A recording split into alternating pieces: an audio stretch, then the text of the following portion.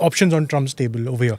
From what it seems like, both you gentlemen are saying that a decapitation kinetic strike as such may not be on the table because what happens next, no one knows, and I don't think at least the American president wants to go down this route. So, in that situation, the clues are also with the way he worked with Venezuela, right? He's working with the vice president within the regime itself after kidnapping Maduro. So, would something similar happen in Iran where he works within the regime and negotiations begin again with Khamenei or someone adjacent to Khamenei in the same power structures over there, and the current regime remains as it is, protests dissipate, but a deal is achieved? The regime has remained united. The regime, there has been no divisions or fissures which have publicly come out. They've stuck together. The IRGC is still there, the Basij is still there, the supreme leader is still there. So I think the regime is still united. We are not seeing any divisions. But will the pragmatists be able to persuade the hardliners to take a step back and do some reforms? But what reforms will they do? They don't have the money. They are under tremendous pressure economically.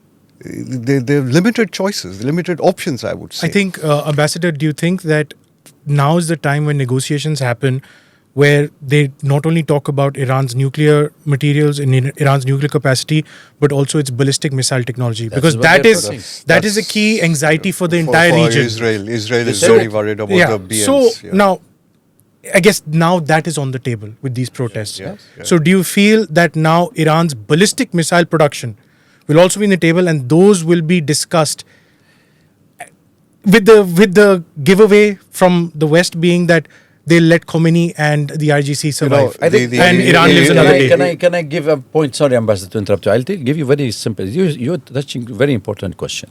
2004, when Colin Powell came to Syria, he came with a list of demand from the United States, and he told the President Bashar al-Assad, these are our demands, and this is my last visit to Syria. That's what you should do. We just dictate you what to do.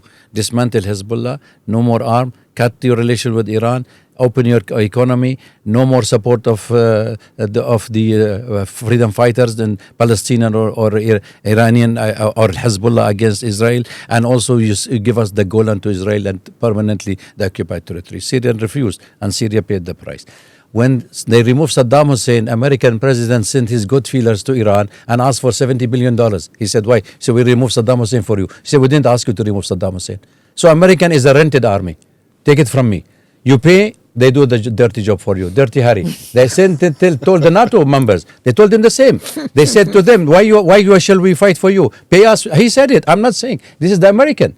You pay us, we do the dirty job for you. He did for the Gulf. He went invaded Iraq. He took the money from all the Gulf country. And he went to Afghanistan. He took even from Japan. Took money. So American does not do free for everybody. There's no free lunch. While, sir, with all due respect, let me push back a little bit on that. I don't think that works when Israel is in the play. This is what I'm coming to tell you. There is, ever since the creation of Israel in the heart of the Arab world, there were two countries which were the American watchdog in the Middle East. One was Egypt and one is Iran.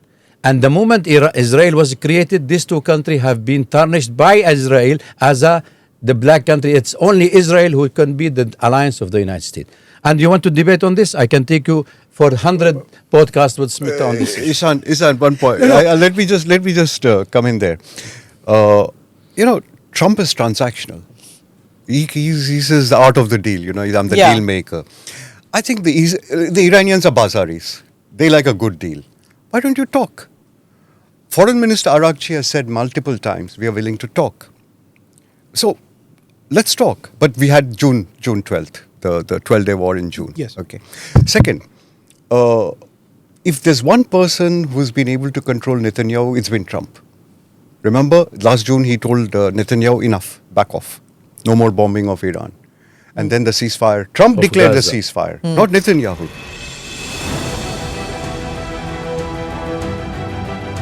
Namaste, Jai Hind. You're watching ANI podcast with Smita Prakash.